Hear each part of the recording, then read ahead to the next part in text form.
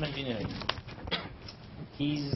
His work is focused in scientific and engineering interpretational aspects of devices that interface the brain with external devices for functional augmentation, restoration, and diagnosis.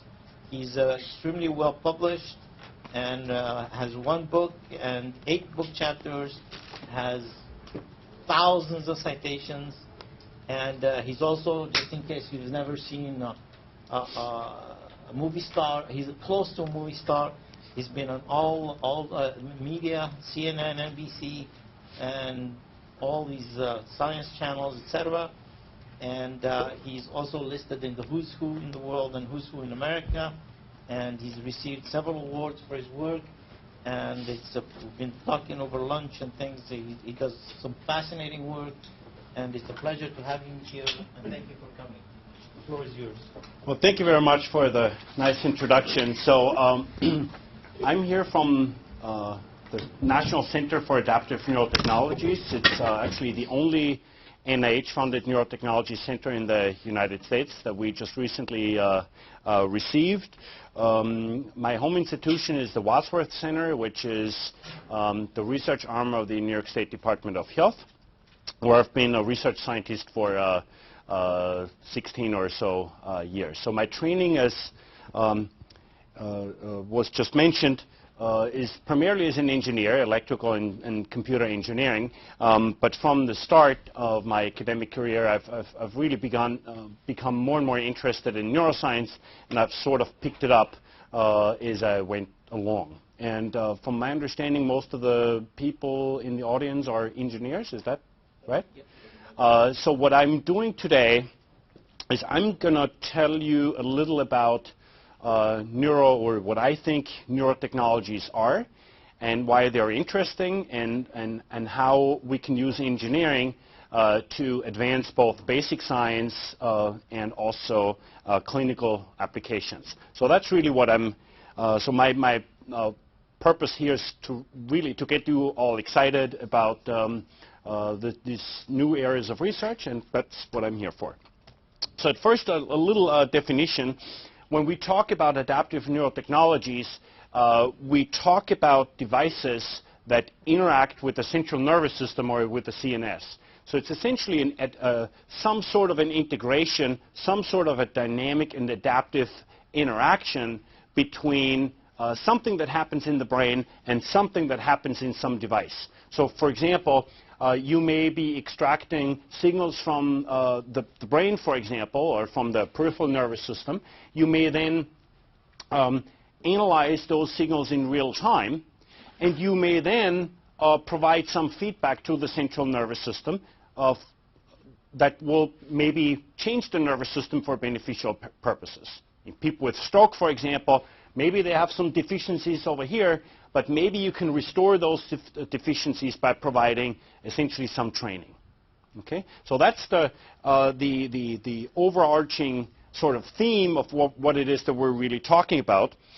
Now, it's important to recognize that this endeavor is extremely multidisciplinary. So we're talking about engineering, of course. But then we have to know about science, because we have to know about the brain. We may need to know a lot about clinical applications. And we really need to effectively interact between all these different domains. So we're talking about devices that record something. So that's electrical engineering, device design. Then you're talking about sampling. Then you're talking about signal analysis. You're talking about Fourier transforms or more general time series analyses. Then you have to classify the signals to learn something about them. And then you have to provide some feedback. But how do you do that feedback? That feedback has to be done in such a way that it's appropriate for the clinical application or from a neuroscientific point of view. So this is clearly something that goes way across traditional disciplines. And that's a point that I'll get to a little later. So we're talking about two examples here of adaptive neurotechnologies. One, as I mentioned, is in basic neuroscience, and the other one is a clinical application. So let me start with a neuroscientific problem. in which we are thinking about trying to understand something about brain signals as they travel from a particular area in the brain to another particular area in the brain. So for example, this may be the path that brain signals may take when you see something on a screen and are then asked to push a button. This area processes visual signals. This area here is motor cortex will make your hand move. Okay? So clearly somehow the signals have to go from over here to over here. Okay? So if we want to learn about how that's actually happening, well, we would want to learn more about this spatial temporal trajectory, if you so want, right? Does that make sense? So there are some important key issues. This work, by the way, was funded by Aero. Thank you, Lee.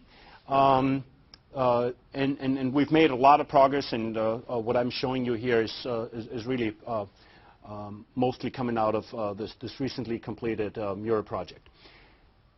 So one of the key issues is that brain activity has detailed spatial and temporal dynamics. What that means is if you think about the brain, you can sort of think about like flashing shuttles that weave patterns across the brain, right? It's not some slow-moving train or something. It's like this fleeting nature, right? It's very dynamic, both in the spatial and temporal domain. So that's, of course, an issue. Brain activity in individual areas varies from trial to trial, okay? Meaning that if you push the button one time, it's going to take you 200 milliseconds to do that. The next time you do that, it's going to take you 800 milliseconds to do that, okay? So now if you have the data, and even if you have good imaging, well, then you can't simply average the data because the trajectories in single trials will be different, right? Maybe it goes to different places. Maybe it takes some delays and it has to wait or something. But you can't just take the data and average them first and then try to understand that average. Does that make sense? For the same reason, it's problematic that brain activity varies across individuals. So your brain and my brain are generally have the general functional organization, roughly. We've known that for 100 years.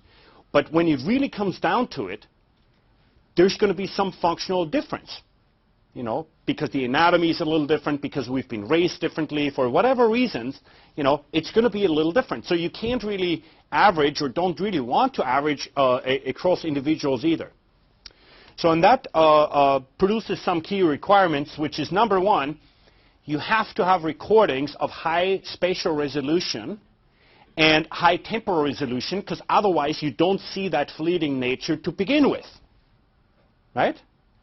But then even if you somehow can, in theory, have a sensor that can somehow capture this fleeting nature, you still need a wide coverage of the brain or of the cortex, right? Because this, of course, doesn't happen, what I just showed you, doesn't happen in one area in the brain. It happens across larger areas of the brain. And it also implies that you need to have the ability to extract important information about brain function, and doing so in individual trials. Okay? And this is really something that most methodologies in the past haven't been able to do. Okay? Because these, on a trial-by-trial basis, the spatial temporal trajectory will be different. So you can't average first and then analyze the average. You've got to analyze the trajectories first and then do your statistics on those analyses. And that's really something that nobody has been able to do up to the present. Okay? So we set out to start to address this problem, and at least the first part, the better sensor, we can, well, not really cheat, but we can sort of resort to a sensor that is implanted in people that have epilepsy. And that's what they look like. There are people with epilepsy that are refractory to drugs, meaning drugs don't work, so they get these electrodes implanted so that clinicians can monitor the seizure activity and map function. So there are about 1,500 people a year that get these electrodes implanted for about a week, and then we essentially can fool around with them and do experiments. Okay? So these electrodes are implanted below the bone, below the dura, which is sort of like a skin that sits on top of the brain, but not within the brain. So it sort of sits somewhere between electrodes that would be implanted maybe in animals within the brain and the electrodes that are on the scalp. Okay? So that's all the data that I'm going to show you are from these people with epilepsy. So this is work that was done by a student of mine, Will Kuhn, and we are interested in studying the spatial temporal progression from when there's a blank screen and then there's a visual stimulus that appears and then people have to push a button. Okay? So somehow, as I mentioned, signals have to start here in occipital cortex, in visual cortex, and have to go to motor cortex to somehow push the button. Okay? And we're interested in finding out how that happens. Okay? So just to give you some sort of a feeling for what these signals look like, this is the typical coverage that we have in these patients. So each blue rectangle is one electrode. The x-axis is time after the visual stimulus. The y-axis is trials sorted by reaction time. This is the reaction time, these faint lines here. And the color is sort of brain activity, and I'm a little loose on this because there's a lot to say about just that. But let's just call it brain activity. And if you just look at this, you can see a bunch of electrodes that have color on it, like here and here and here, and there's one here, and a lot of them that don't. Okay? So some electrodes some locations seem to do something when in this task and others don't. Okay? Now we can look at this in more detail. So this is motor cortex, this is visual cortex. We can look at this in a little more detail. Again, this is time after visual stimulus. This is trials sorted by reaction time. And in visual cortex, the brain gets activated with a constant temporal offset, with a constant latency, relative constant latency, with respect to stimulus presentation. In contrast, in motor cortex gets activated about 50 to 100 milliseconds prior to you pushing the button, right? So this is the time that you push the button, that line here. Does that make sense? Okay. Well, now, so it's pretty obvious that this here happens sometimes, this activity happens sometimes, you know, very soon, like 400 milliseconds, but sometimes at 1,000 milliseconds, right? So again, I can't just simply average all of this because it's going to be a mess. So we want to do something about this. So one of the first issues is that we don't even know which locations are actually giving us a response, right? So we have to figure out which electrodes even respond, but the issue is we don't even know what that means, respond, because we don't have a model of the response. We don't know where something is responding or when it may be responding. So we have to come up with a statistical test that is sensitive enough to even detect some changes.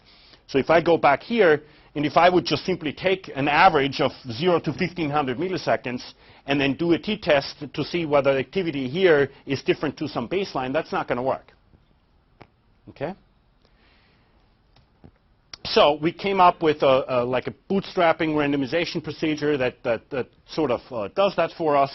So in each of the electrodes that have asterisks on them are the ones that were identified by that procedure. So that's at least now we can start to look at something in those locations that have asterisks.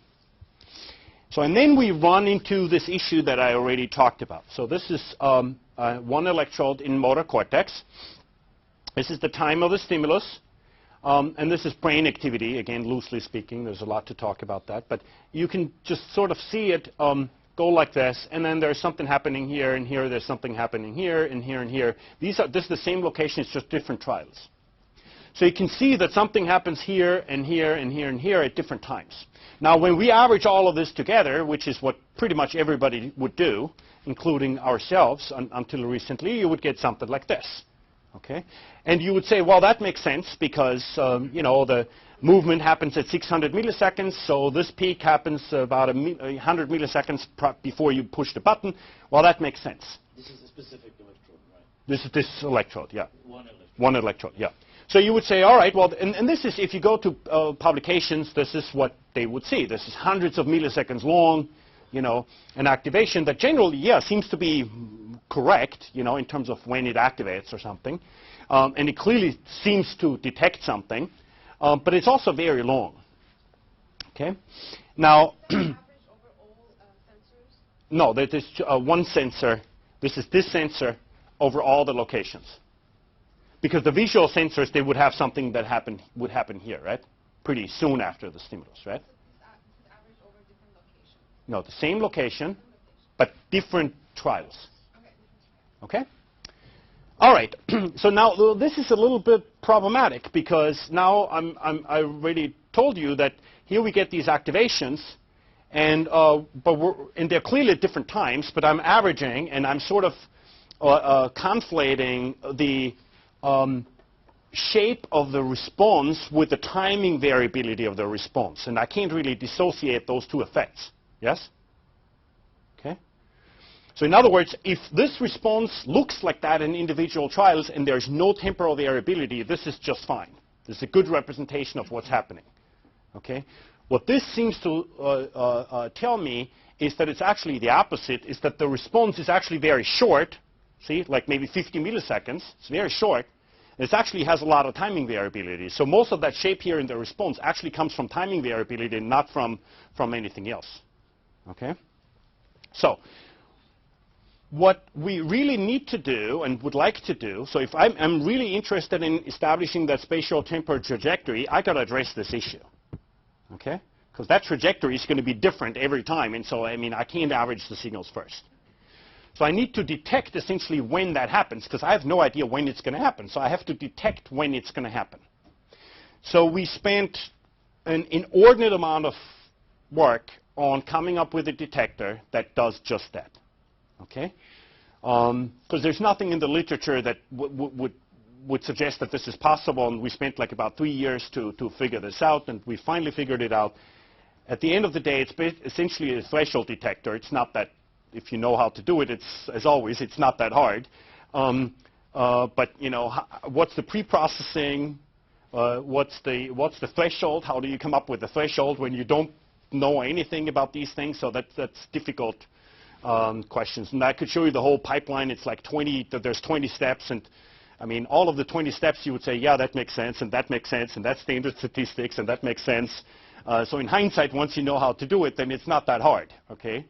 But figuring out how to do it is the problem. So anyway, all right, so we can now that we know when something is happening in individual trials in individual locations, we can mark them with like black dots, just like this, right? You see that? Okay.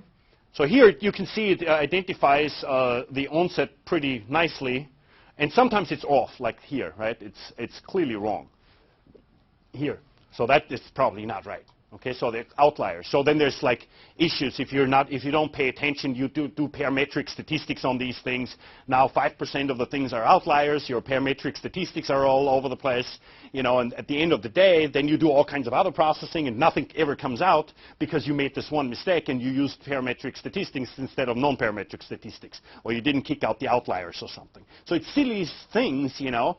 But there's about 100 different things that you have to do right, and if you do 99 right, it still doesn't work, right? Anyway, so we've basically gotten that figured out. Now, to validate that procedure, we first asked, well, you know, we detect some locations, you know, with this randomization test that I mentioned. Well, does that even, you know, I mean, is that even reliable?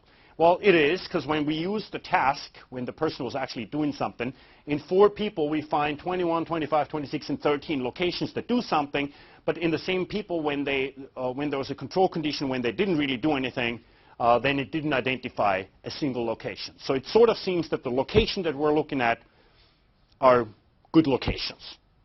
Well, then the question is, well, now we have this threshold detector, we detect this onset of activity, and I showed you qualitatively just before that what we found sort of seems to make sense, right? But, you know, how do you know that these are right? Because you don't know what you're supposed to be expecting, right? So couldn't it be that you detect some physiological artifact, so there's some artifact or something, you know, or you move or something and generating some artifacts, and now you detect some pulse in every location or something. I mean, that's possible. How do you know that it's not that? Well, then if it's like that, or you have volume conduction, then the times that you identify across the different locations, they would be all the same. They may be different from trial to trial, but they will be the same within across locations in one trial, right? And that's not the case, for example, right? So almost all the locations have different timing in their activity. The other one is that the later an electrode responds on average, the more its timing variability is related to the timing of the behavior, meaning the later something responds, the closer its timing is to the timing of the behavior, basically, the more its variance is related, this is an R square, it's related to the reaction time variability. So that sort of seems to make sense, right?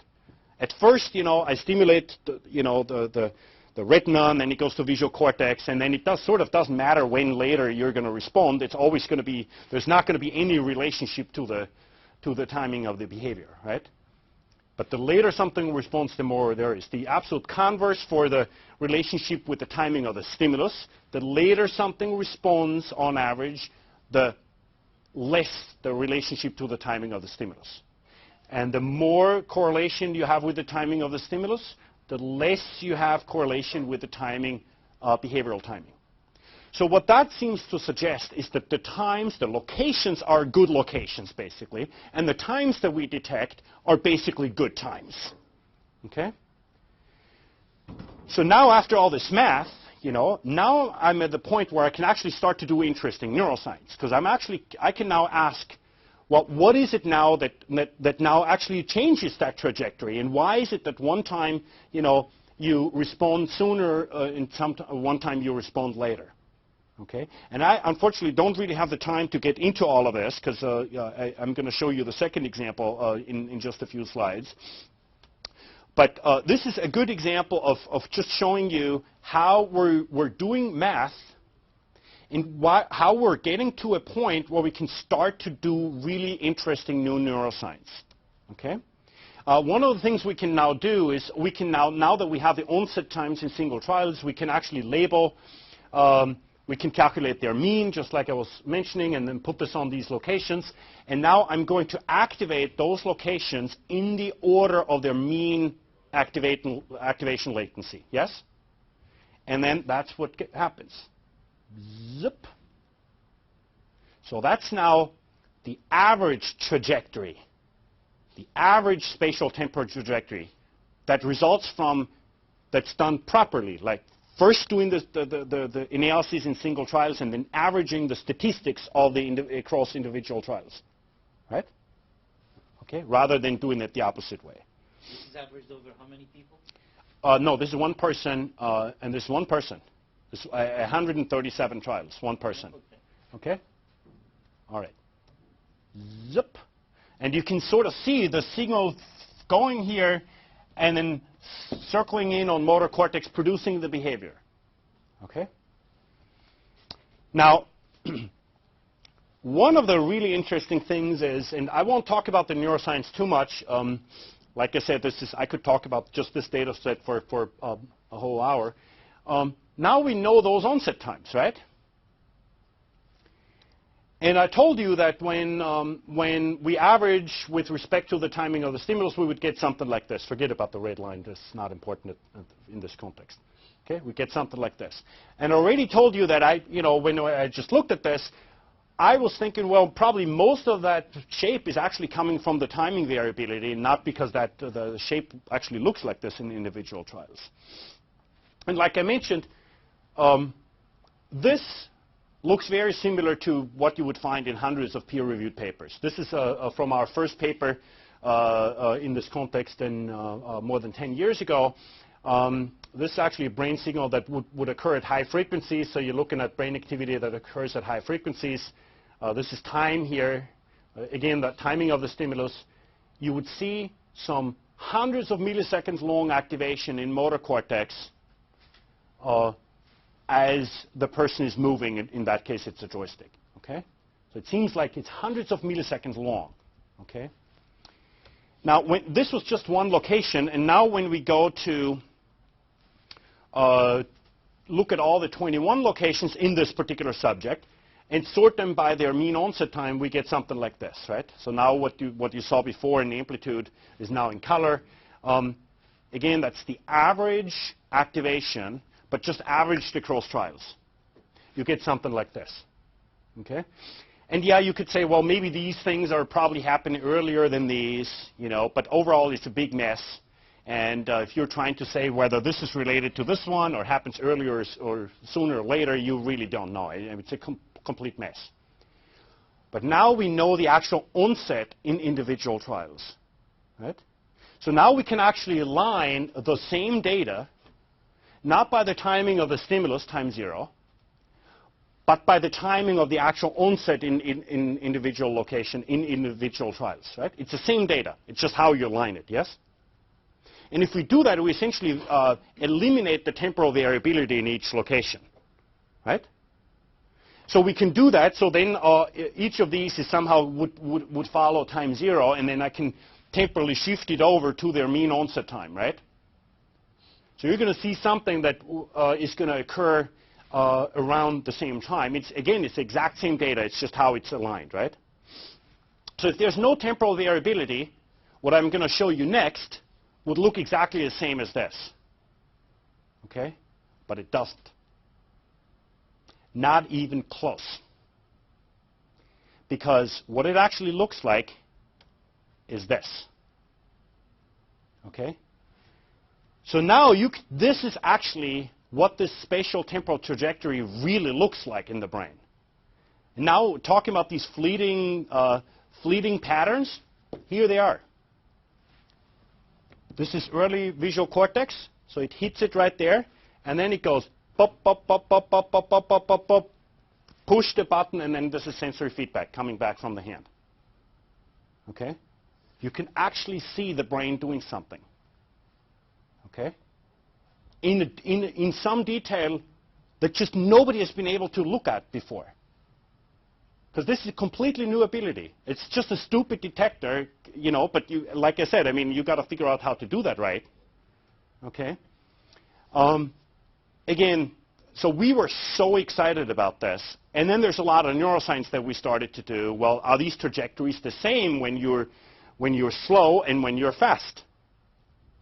Well, the locations are the same. So it goes through the same locations. Well, why is it then that sometimes you're fast and sometimes you're slow? And there's a whole model of reaction time variability that has come out of this, which is really exciting. And I don't have time to really get into this. But this was just to illustrate that if you do engineering and you apply engineering properly to this neuroscientific problem, you actually get to something that's really interesting and really exciting. Okay? Can you explain the trajectory physiologically, though? I mean, the fact that it goes through that trajectory and not another. Can you explain that? Right. So this is what we were talking about earlier, right?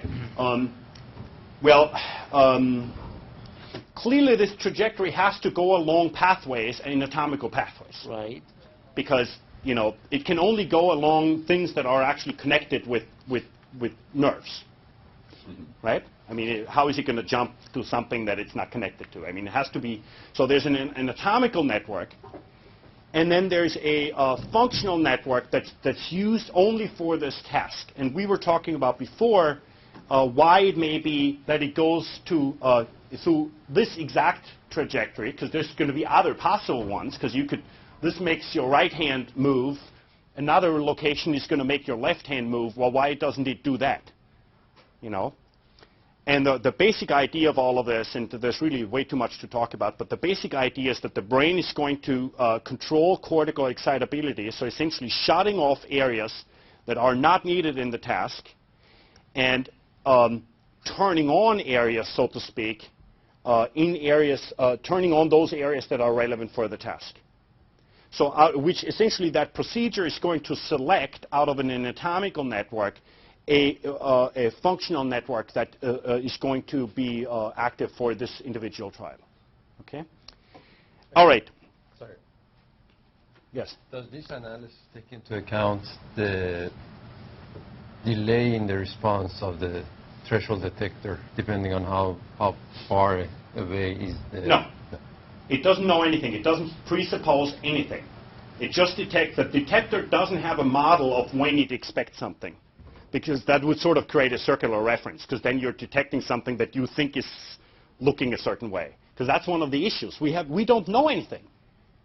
We don't know when something may respond. We don't know where something may respond.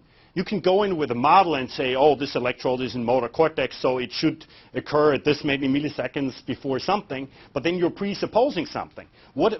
And maybe you can do that in motor cortex, but what about something in between? What's your model of how this is going to respond? We have no idea, right? So any of the procedures that I talked about, they have no knowledge about any of these things, okay? And all these results just come out of the results, okay?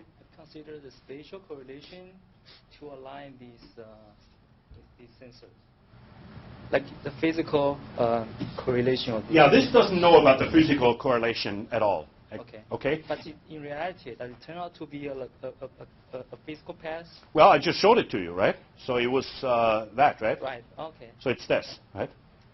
Okay. Again, we're now at yes. So those are just a small subset of sensors you're showing, right? The next one. No, those are all 21. So no, I mean the last picture. the last picture has these 21. So these are 21. Actually, yeah, I don't know. Here there are fewer. I don't know exactly why. But they're basically all the ones that, oh yeah, I know why. But yeah, out of all of these, we're detecting a subset. Okay? And the subset that's activated is what's shown here in this one. And you just, so at first you pick a subset and you just look at them, right? Yeah, we picked a subset with this first initial procedure that identifies what's even responding. Okay. So now so this has, and I threw in some slides based on the discussions that we just had, because now what I just showed you has immediate implications on our data analysis and on the algorithms, and that's why I'm throwing it back in. I threw something back in. Before I get there, one of the findings that we had was the later something responds, this is across all 4 subjects now, the more its temporal variability, right? Meaning that if something happens soon in visual cortex, it doesn't vary in its timing much. If it happens later, like in motor cortex, then the variance in its timing is larger, right? And it's actually a pretty good fit, right? Across 4 subjects. So what that actually means is that all the methods for detecting task-related activations and interactions that have been published so far are completely suboptimal, and in fact actually incorrect. So this is what you have is, this would be, if you had a location that responds soon, its temporal variability is not going to be high, so you get a response that looks like this. If you have an electrode that responds later, now it has more temporal variability, now you get something like this. And you would say, well, for some reason, later evoked potentials, or whatever you call these things, they are longer. It's like a dartboard. The farther it is, the... Yeah. And, and that's actually known, right? That's actually known that, but of course why that is, nobody has any clue, right? But, it also means that depending on your statistics, you're not going to see this guy over here, because the signal-to-noise ratio is basically low. The signal-to-noise ratio of this is pretty high, because like every time something happens, it happens in the same place. So however you do your statistics, and all of these things have certain signal-to-noise ratio, you're going to find this one and not this one. But it gets a whole lot worse. That's for just if you want to know activations, right? It gets worse if you look for interactions like functional connectivity. It gets a lot worse, because now you have something in this that would vary around in its timing like this, and then here's the average. And now you have something that varies around in timing more, right? And this is the average, okay? And now try to imagine if you apply something like range or causality. Right? And you're using an AR model here, okay? And essentially what that does, of course, is you're trying to model this, and then you're looking at the other location, like this one, and you're trying to see whether this time here or something can be predicted by what's happening here. Except, so now I'm looking at this location, and now this is jumping around from trial to trial, is jumping around like this, right? So which means the farther these things are apart in time, the less my ability to detect anything, because like this thing is jumping around in time like this, and more and more and more. And the more I try to push my analysis and make my samples smaller and smaller, and my window for the AR model, you know, my taps shorter and shorter and shorter, the less I'm going to be able to detect it. And then I'm going to blame it on signal-to-noise ratio or something. Well, it's not signal-to-noise ratio. It's because the way I do the analysis is completely inappropriate. Okay? So we need completely new algorithms that can deal with this. And in fact, the algorithm should be based on variance temporal dependency in time and temporal dependency rather than amplitude dependencies. So when people do Granger causality, which we've done ourselves, you know, and that depends a little on what kind of signal you use and whatever. So they may be doing something that's grossly inappropriate. Does that make sense? Mm-hmm. And you can use whatever you can use whatever algorithm you want. You know, mutual entropy and directed, you know, coherence, and I mean, you can use whatever algorithm you want because they're all going to have the same problem. And actually, Granger causality has another problem, which is it assumes that these signals are stationary, and they're basically not stationary. You know, they're essentially impulse responses, right? So nothing happens, and then you get this burst or something, this, you know, brain signal flash, which is completely highly non-stationary, and which you're trying to capture with your AR model. I mean, it's completely inappropriate. Okay? All right. So this is, I just threw that in because it's, well, sort of really important for this audience, I think. So anyway, so going on. So now I'm completely switching gears. So I showed you, I think, how engineering principles can be used to do something that's interesting in the neuroscientific domain. And now I'm going to go over in the different direction, and now I'm going to show you how engineering principles can be used to address a clinical problem. Okay? And I told you before that we are working with these people that have epilepsy, and this is one of these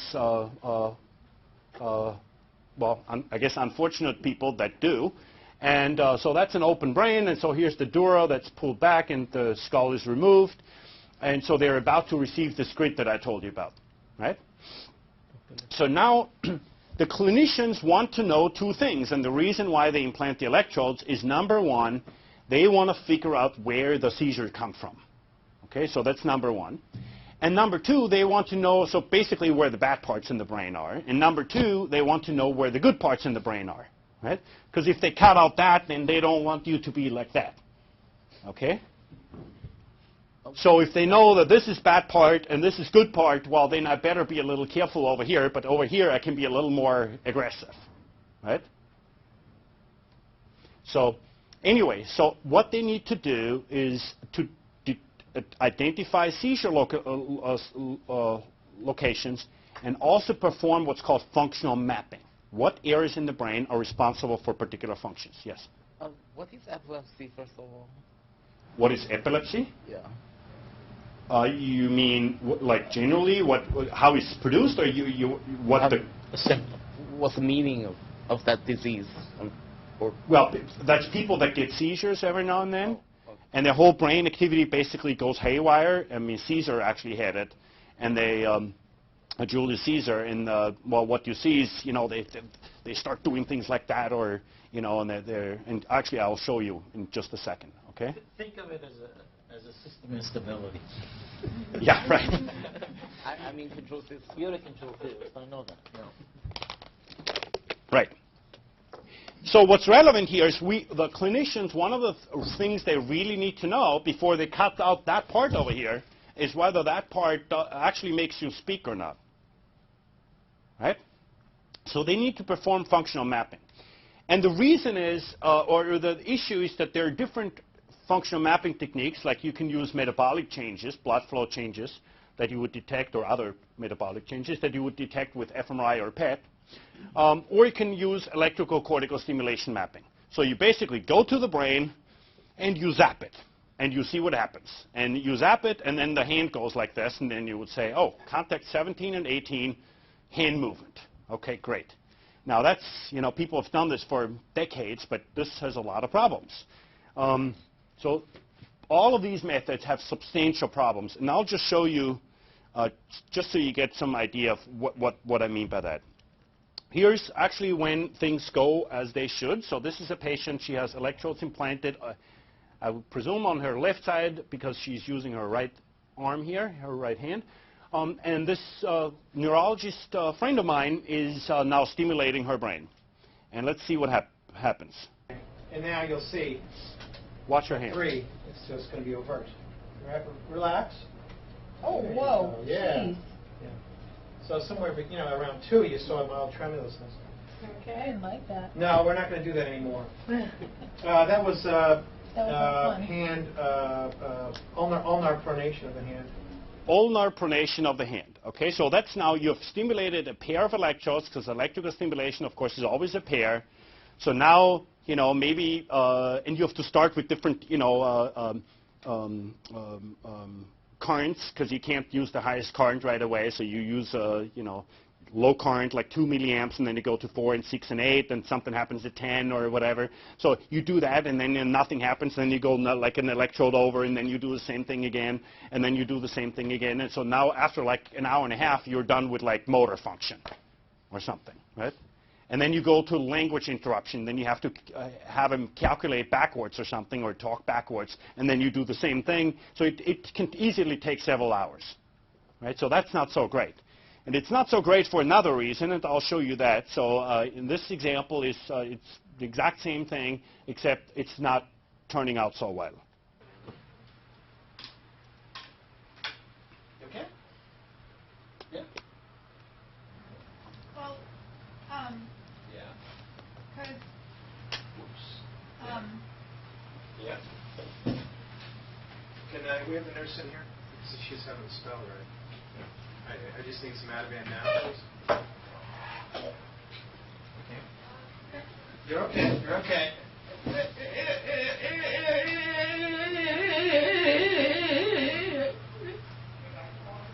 We kicked her in. Okay. Ativan, please. Hello? Guys? In here now, please. Guys? No. Okay, welcome to the world of electrical stimulation.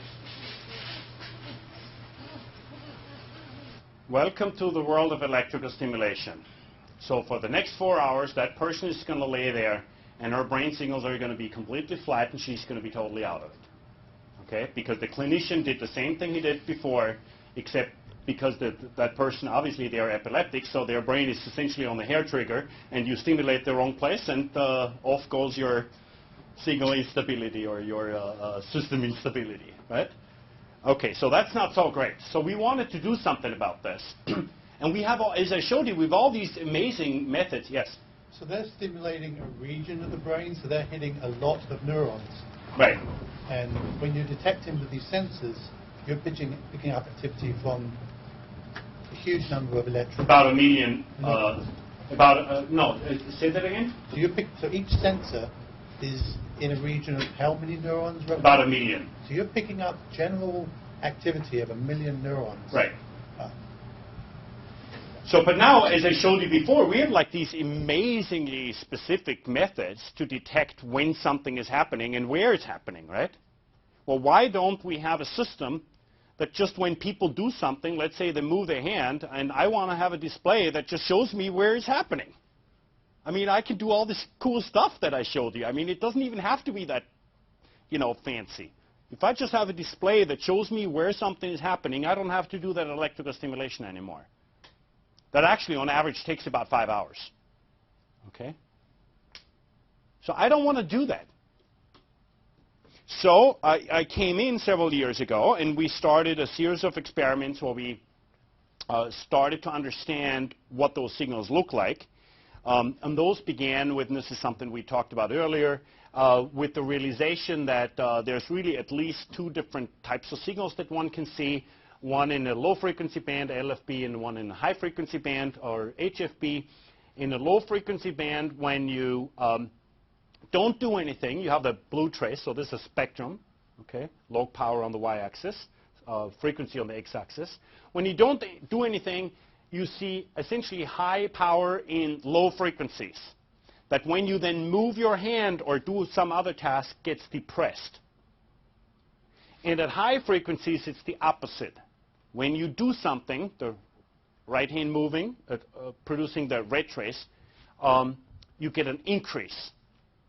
And when you map it topographically, those changes, that's the high frequency changes, spatially very localized, spectrally broad, spatially localized, and the opposite, spectrally narrow and spatially broad for those low frequencies. Okay? And there's a lot to be said about what these different signals mean. We had a brief conversation about what those mean. Again, this goes way too far for the purpose of this talk. This is basically what we want to map.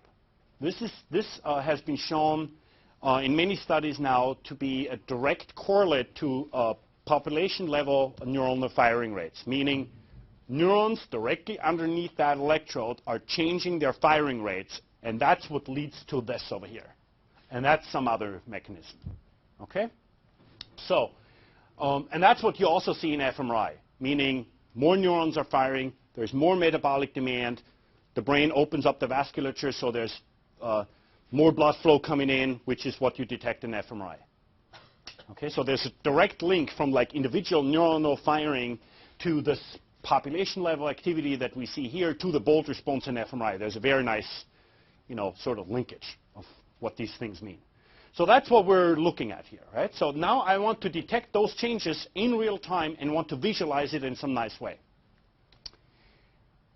And we've done that not in real time, but like several years ago, we've done studies. This is in 22 subjects across 4 institutions, and we've shown that for hand movement, you get something like this. On average, for tongue movement, you get something like that. And that's for anybody who knows anything about functional neuroanatomy. I mean, this is sort of textbook, right? This is hand area motor cortex, face area motor cortex. It shows us that these signals actually teach us something about where things happen. And of course, in individual subjects, it's not going to be all like that. Like I said, there's some inter-individual difference. This is just here to show that if you put it all together, it makes sense, right?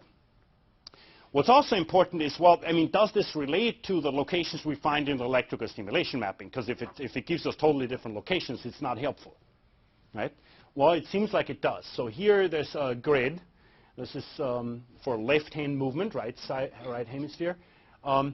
The color shows us the changes that we passively detect in the signals, and the green dots here show us the locations that produce hand movement, like I showed you before, when you electrically stimulate it. And those seem to be the same areas. Well, that's pretty good. Okay.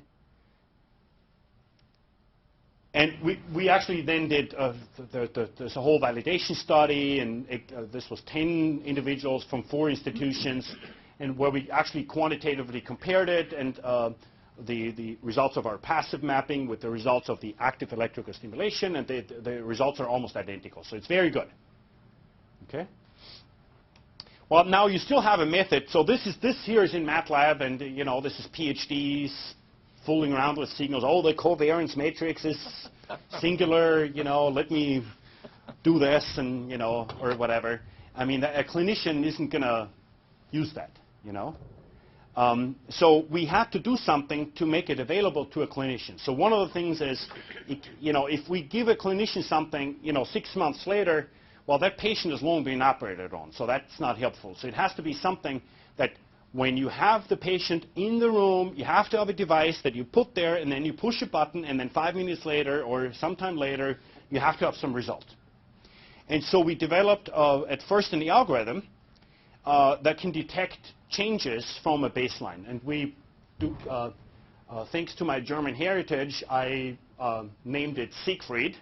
So it's the Siegfried algorithm, or Siegfried, of course, stands for something, and I don't even remember what. Signal something or other? Well, signal modeling for real-time identification and event detection. See? So anyway, and that Siegfried algorithm does not need to, so it's a mixture of Gaussian model-based detector and whatever, it doesn't matter. But basically, it can detect something without really knowing what changes you would expect in each electrode, what spectral changes, okay? And with that, this is a little too bright here, but actually they can see it on the screen. they can see it. Oh, yeah, they can see it on the screen. So the yellow ones, you can see the faint bars in the back, right? They show you when the person was supposed to move the hand or the tongue, in yellow or in red bars, and the yellow trace is from an electrode that's in hand area, and the red trace is from an electrode in face motor area, and you can see that the subject was actually moving the hand or sticking out the tongue, and you can see that the detection algorithm reliably detected when they either moved the hand or the tongue. Okay? And you can see in single trials, I mean, this is 13 seconds, so you can see, I mean, the signal-to-noise ratio is ridiculous, right? It's really very nice. Okay? All right. So, and there are several methods, papers in IEEE and other journals that talk about this algorithm. But then we have an algorithm. Well, that's great, but you know, we still don't have a system for the clinician. So we embed this algorithm in a software that we call BCI 2000. So this software we've been developing for more than 15 years now. And it's the only widely disseminated standard software for real-time biosignal acquisition, processing, and feedback. It's software that has been developed under NIH support for all this time. It's been acquired and used by 3,000 users worldwide, and this has been used for hundreds of peer-reviewed journal papers. There are several papers on this. The first paper has now been cited like 1,200 times or something. There's a book, there's a website, so there's lots of information. The website has hundreds of pages of information on the wiki. The software is 100,000 lines of optimized and very high quality C++ code. So I mean, this is really serious, you know, piece of software. Anyway, so now the idea was, well, we're taking the seek for the algorithm and we're going to plunk it in that BCI 2000 software, okay, to realize a system. So to realize this clinical application. And the idea is that this person with these electrodes on the surface of the brain would get instructions. So you would say, move the hand, or you know, stick out the tongue, or you play a sound, or play a video, or do something. And then we're recording the signals, and then we're analyzing them in real time with this detection algorithm, and show then on the topographical display what changes. Yes? All right. So, well, this is, of course, in the clinic. This is not in the laboratory, so you can't go in and do whatever you want. So they have, of course, an existing clinical monitoring system that you just can't just take out. So you have to design some splitter box that splits the signals, and then the signals go here to the clinical system, and then here to the research system. So that's all the like stupid realities that you have to face when you work with, you know, in a clinic. The protocol is that we record signals for 6 minutes to establish a baseline that's then modeled with the seek-for-the algorithm. And then there's an automated model building again, and this is not something that can ever crash. I mean, this better work, right? So mixture of Gaussians, you know, you don't know how many Gaussians you have, so it's not an EM algorithm, it's a competitive EM with like automatic model fusion and model splitting and all kinds of things, and then you get covariance matrices that become singular that you have to automatically detect and eliminate. I mean, it's a pain in the butt, you know, and all these things you have to do. And this is not mathematically interesting, you know, and it's completely critical that all this works, okay? But at the end of the day, you then cycle between like different tasks, like in that case, hand and relax and tongue and so forth. And then you're going to get some display, because that algorithm is, the seek-for-the algorithm is going to detect which locations change, and you can show that on the display. One of the things that's important to recognize is that there's different types of imaging that you have. You have this ECOG, electrocorticographic electrical imaging, but then you have a post-operative CT that shows you where the electrodes are. See these electrodes here, these flashing things here, see? And this has to be post-operative in a CT because and this is an MRI where you see the anatomy, right? You see the brain. And from that one, you can extract the cortical surface really nice, right? But you can't do an MRI because that has like several Tesla with you know, metal electrodes in the head, because that's not going to be so funny. So you have to do that and then before you put the electrodes in, then you do that when the electrodes are in, then you have to fuse these two different data sources, which is not so easy because, of course, there's some deformation between it. I mean, different coordinate systems, different imaging. I mean, it's like, you know, and then you can do something like that. And then you have to have a technology that actually renders the brain signal changes, like some random signals that are shown here, and render that on the brain. And this happens to have 600,000 vertices. And now you activate 600,000 vertices 60 times a second with like for 5 different displays. And the CPU is not supposed to go up to more than 1%. Try to do that. It's not so funny. Okay? So I mean, again, we're not advancing computer science. You know, people in computer science know how to do that. But it's, you know, you're deep down into GPU programming and texture mapping on GPUs and optimized C++ code and like all this kind of nonsense, you know, when you need to know how to process the signals and have to know about covariance matrices becoming singular, and you have to know about like physiological realities and what the clinician wants and how he wants it. So there's lots of things you have to know. Okay? But when you do all of that, then you come up with a system that looks like this. So this is the SPCI 2000 system. It says it right there. This is actually what you see on the screen. This is not in MATLAB 6 months later by 5 PhDs in different disciplines. This is just when you run the software. This is the patient. The patient looks at a screen. These are the instructions that the patient sees. These are the brain signals, these ECOG signals that are, at least some of which, that are recorded from her brain up there. Then this algorithm is going to detect for each location whether or not there's a change to that baseline when she does a task. Okay? And she's going to do 4 tasks. So solving the Rubik's Cube, visual motor tasks, sticking out the tongue, kissing, and listening. Okay?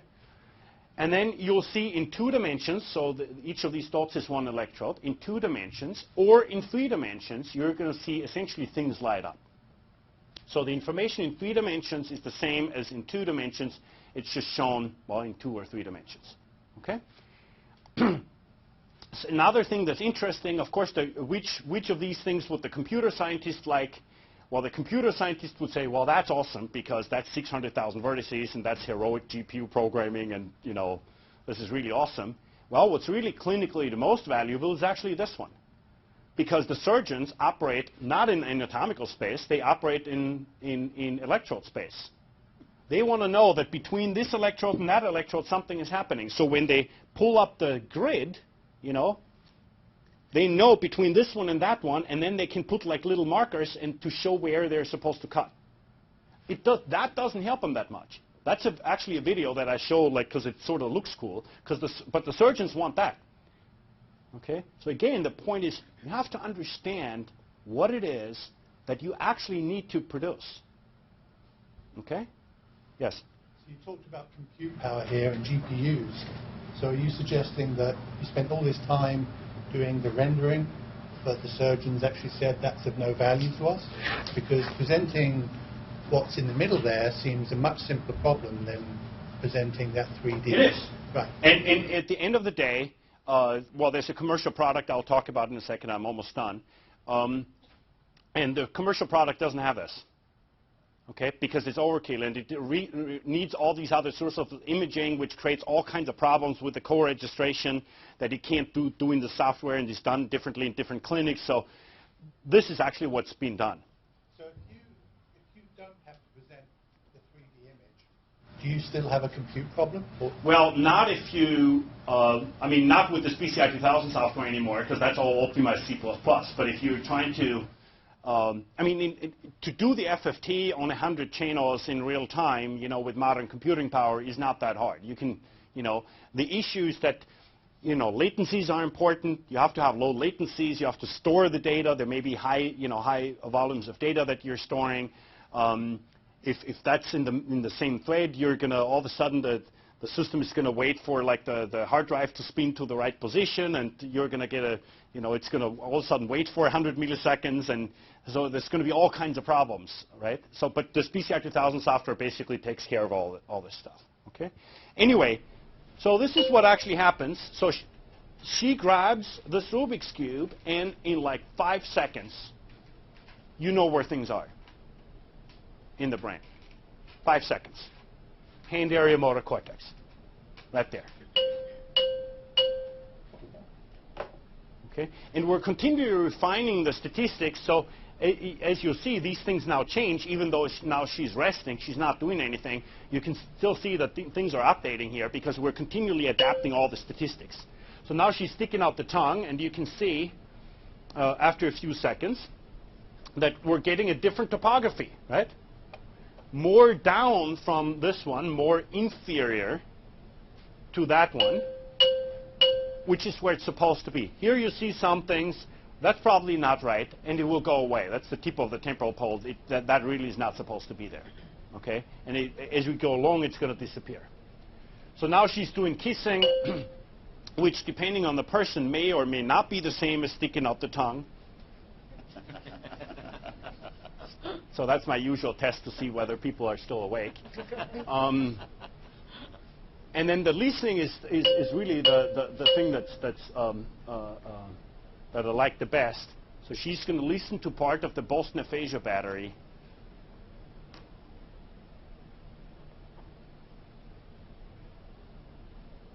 Mr. Jones had to go to New York. He Auditory cortex. to take a train. Okay. His wife drove him to the like station. 3 seconds. But on the way, they had a flat. So what we did was, essentially, we created a completely new imaging technique that didn't exist before. Completely new imaging. Something like this just didn't exist. Okay?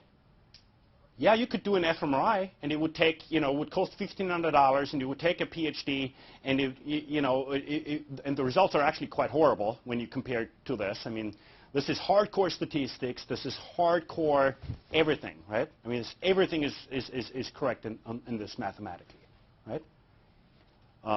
Completely new imaging technique. Now, what did it take?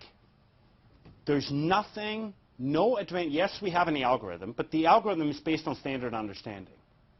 Yes, there's the neuroscience. Yeah, but there's no neuroscientific advance either because, we've known about the brain signal changes for a while. So what do we even do then? Why wasn't it there before? Because the difficulty isn't in any one of the domains, it's in putting all these things together. That's where the difficulty is. Okay? And it's the same as in the previous example where the difficulty isn't in coming up with this detection algorithm because, people know how to detect things in theoretical mathematics. Okay? It's how do you apply it, and what is the question, and how do you pre-process the data, and and so forth. Okay. Anyway, so we validated the system and shown that it works. We've applied it in different scenarios. So there's all kinds of clinical papers, epilepsy and behavior, human EEG and neuroscience, and there's a few more papers coming in Journal of Neurosurgery. Anyway, so then we recently commercialized it, so that this is now a system that's actually based on BCI 2000, but has a much nicer user interface, as you can see. It's doing the same thing. It's doing the same thing as what I just showed you before. And essentially what we did, we went from basic research to commercialization, basic research, technology development, translational research, to clinical dissemination, and commercial product development. Okay, so we did all this from start to finish. And now there's a product that's actually changing people's lives already. Okay? All right, so now going back to, and this is just sort of a summary slide because I'm basically at the end. What I hope I've convinced you of that it's pretty important to apply engineering principles to either neuroscientific or clinical problems.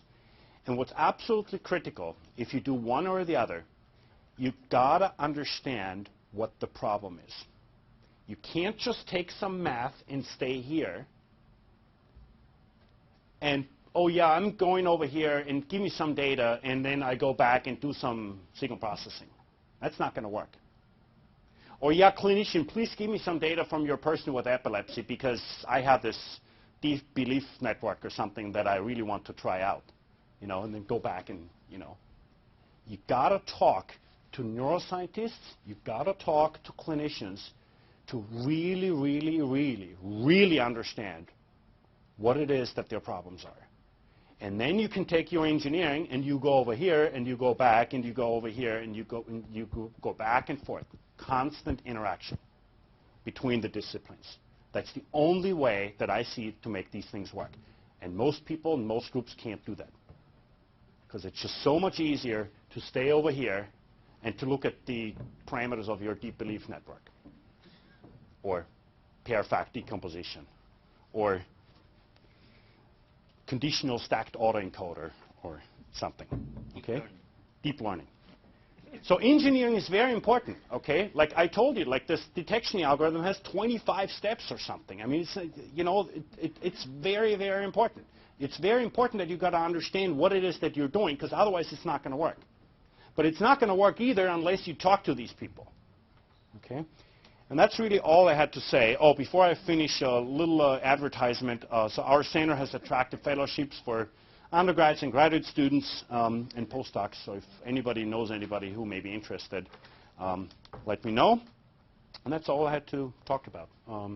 Funding from the U.S. Army, the NIH, and Fondazione Neurone. My lab is actually pretty small at the moment. I'm ramping up again. Collaborators around the country and around the world.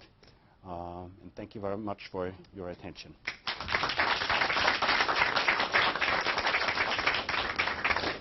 We have time for a few questions. Actually, we're out of time, but okay. Yes, Gerwin, field commercialization, to use the EEG or ECOG signal? This is ECOG signals. Okay. You have a version for EEG? Not for this. That's not going to happen. Okay. That's not going to happen. Or at least in this kind of a quality, that's not going to happen. So you spoke to how the variance and latency can accumulate for responses later. How far have you gotten in mining for pairwise predictors of latency? Do you understand what I'm asking? Not 100%. So you're adjusting your signal by a model of variance based on onset of the trial. Have you? Well, we don't have a model of variance. We just detect the onset, and then, but there's no model. We don't have any expectation of how much the variance. Well, we have it like it falls out of the results, yeah. But we don't use the model of the variance to help us with our detection. So we do the detector that at each location we know nothing about when something may happen. We now at this point know that something is going to happen. And then we go and simply we detect something. But we don't have like probabilities of when it, so we don't take into account some understanding of when it may be happening, because that creates like circular dependencies. You know? So we go in, we know nothing. We don't add any information from the task, from what location, or from any other type of statistic. We find when it crosses threshold, and that's the time, and that's it. And then we can do statistics on those times, you know, to figure out what the variability may be or something. And then we see that later locations have more variability, but that doesn't go into the immediate detection. So you're just making your thresholds more sensitive as you get further from onset? No, because remember, no, because the responses in the single trials are the same responses whether they happen later or earlier, but only if you average across trials. That's when the responses get smaller because the variance is larger, right? But in the individual trials, the amplitudes in the beginning, or at whether it happens earlier or later, it's the same amplitudes. So if you have one location that's implicated in a functional network that's activated 3 different times in the same task. Well, in our task it wouldn't be, because if you had ones that would be, our algorithm would find the first one. Well, then I don't know what you would do exactly, but but one of the things is actually you know, when you look at this initial picture with like all this red and like it was totally mushy, right? You can sort of, when people talk about top-down processing, neural code or something. You can sort of see that in the data because it's complicated, it's messy or something. What I showed you then, it's this basically this brain signal flash, right? There doesn't seem to be anything complicated.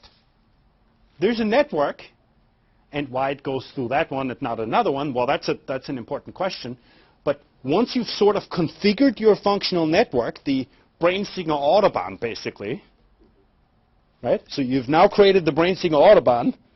Then the visual stimulus, it hits this back, and it just goes through the autobahn, and it comes out, and the outcome happens to be that.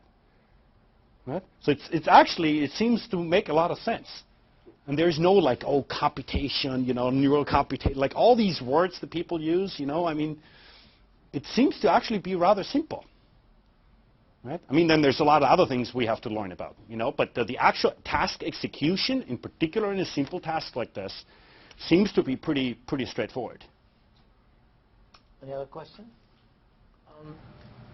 What is the potential contribution to the progress of medicine of this project? Medicine, because it seems we're making a lot of sacrifice by putting some electrode under somebody's skull. That's even right. Well, these people already have these electrodes implanted. It's not because we want to. They already get these electrodes implanted, and they get them implanted because they are taking every anti-epileptic drug on the planet, and their epilepsies are not controlled by these drugs. So they get these seizures, like I showed you.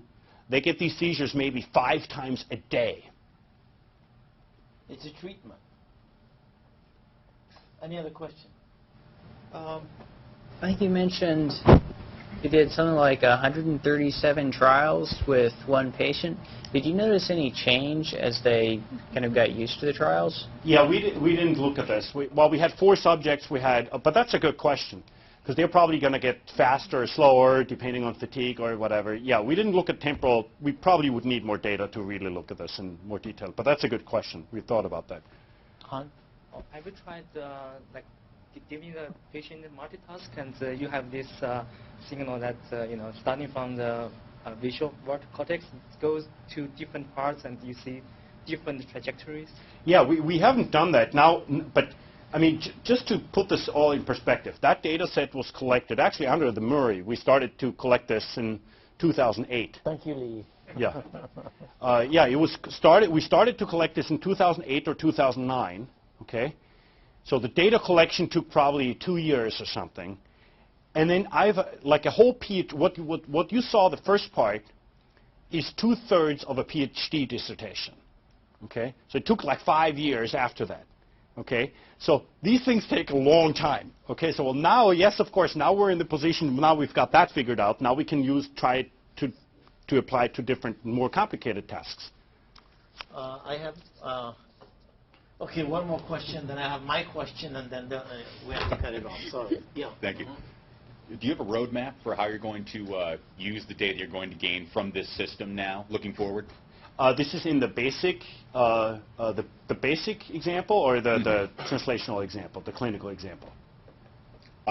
For you in the basic example. The basic, yeah. I mean, this is just amazing. I mean, we're so excited because there's now.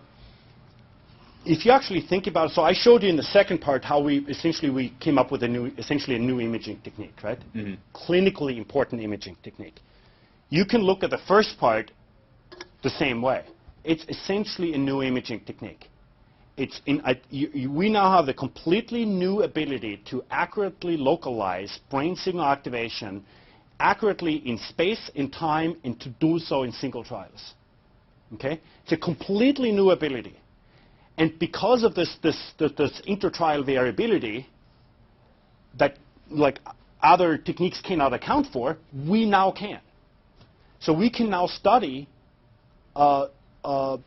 brain signal activation in, or just really pretty much any question that you can come up with in a completely new way. And one of the things that's actually the immediate next step is another methodological shortcoming, which I showed you like when I talked about the problems with Granger causality, right? Well, we can't use Granger causality. Well, step back. Now, one of the things that we would like to do is we would like to study particular hypotheses about reaction time variability, for example, right? Why is it that one time it's fast and one time it's slow? And we have a really good idea why that may be. It's not because it goes different places or something. So it goes to a place, and then it sort of sometimes happens to have to wait. And we have a very nice model of why we think that's the case, right? That makes tons of sense. But to test this model directly requires us to understand and to know which location is connected to which location. So right now we have 21 locations, and now we, in theory, anything can be connected to anything. So you're looking at 21 by 20 or something, a confusion matrix of 21 by 20, and now you're trying to test your hypothesis, but you don't know on which one, so you will have to test all the 400 possible combinations, which means you will have to do multiple comparison correction by 400, and on the 137 trials, nothing is ever going to come out statistically significant. Okay? Now, on the other hand, if you knew which location is connected to which location, you can test for this pair of electrodes, you can just test your hypothesis. Okay? And for the reasons that I mentioned, you can't use any of the existing functional connectivity algorithms because they just are completely inappropriate. So we have to now develop a new one, and thanks to ARO's sponsorship, we're now in the position to do that and are beginning to do so. Okay? So to develop a completely new class of algorithms that will allow us, out of all those 400, those that are really connected is like, electrode 2 to 5 and 3 to 6 or something, and then 5 to 6 or whatever, right? And once we have inferred the topology from the data, we can now ask those hypotheses in a very, very specific manner. Does that make sense? Okay? And that's just reaction time. I mean, there's all kinds of other things, like the colleague was saying, well, what happens if you have people react to one thing or the other thing, so it's more complicated tasks than what I just showed you. I mean, there's all kinds of things that you can now study, but in general, there's a whole new universe that's now opening up. Okay? That's completely exciting. In general, like how the brain, what I showed you in the beginning, how this trajectory is formed, how it's maintained, and how it relates to different aspects of the task is completely unknown, essentially. Because existing imaging cannot deal with these things. fMRI is way too slow. EEG doesn't have the spatial resolution. You can stick electrodes in, inside the brain, but that's, usually in one place, so you can't capture the whole trajectory. So there hasn't been any imaging technique to even see what's going on. And because of that stupid variability, even with these ECOG signals where we see a better picture, it was still not possible to really see what's going on because you had all this variability, So it's really an exciting time at the moment. I take advantage of my position to ask the last question. Okay. So I guess a more practical question. Has there been any work that tried to come up with a model that sort of takes, particularly for those of us who don't have the luxury of working with ECOG or don't have, the measurements, that takes EEG and ECOG and tries to kind of establish the role of the scalp and the skull and all that? Well, there's been work over 30 years that's trying to essentially back project the EEG from sensor space into source space, so to speak. They call it, however, inverse modeling, source localization, dipole modeling. There's like all kinds of ways. But as far as I know, they don't really use the ECOG. No, they don't. No. So as far as I'm concerned, that's basically hopeless. It's mathematically completely underdetermined. You have billions of neurons. You have 64 EEG sensors. You can't invert that matrix, basically. It doesn't work. Essentially, what people do is all kinds of voodoo, to constrain the problem in such a way that... It's math. Well, it's math, but with a lot of... it's not... There's no... Like in MRI, there's a solid mathematics. You can just solve an equation. This equation is fundamentally underdetermined. You cannot, dramatically underdetermined. You cannot solve it. So you have to inject all kinds of voodoo to make it sort of tractable, but then whether you get something or not depends on, you know, what voodoo you add, and you, at the end of the day, you really can't ever believe it because you don't quite really know. But I do think that there is an important contribution of all this ECOG to EEG, and that is we can now actually start to understand what these signals do, how they behave, and what they mean. Once we know that, we can take that understanding and we can then apply it to EEG processing. Because we understand something about how the system works. Not like we take this and we try to back project or something in an individual person. We're trying to learn something about the underlying physiology, such as the things that I told you about earlier. And that can inform the EEG. And we actually put in a recent patent just like 2-3 weeks ago, because we learned something. This goes off on a totally different tangent. We learned something about what these signals mean and how to make these measurements, right? And how to do these measurements in a better way. And that should directly translate to EEG. Meaning, if we just use a slightly different algorithm in our feature extraction, basically, everything that we do with the signals should get better. Because we understood something, it's essentially a model of what the signals mean, and rather than doing some mindless FFT, you know, because if you do the FFT, you don't know why you do the FFT. You know, you just know because if you extract the power, it relates to something, but you don't know why you do the FFT. But now we seem to know what those signals mean, and we have a better understanding of the model of the signals. And with that, you can then, instead of the FFT, you just do something different, and all of a sudden the results should get better. Okay, so that's, I think, the way in which we can apply that knowledge, and why this ECOG is so important, and why Lee should and other people at ARO should continue to fund us, right? Because I think it's very important. That's a good ending plug. Yeah? Right. Okay. Let's thank our speaker again.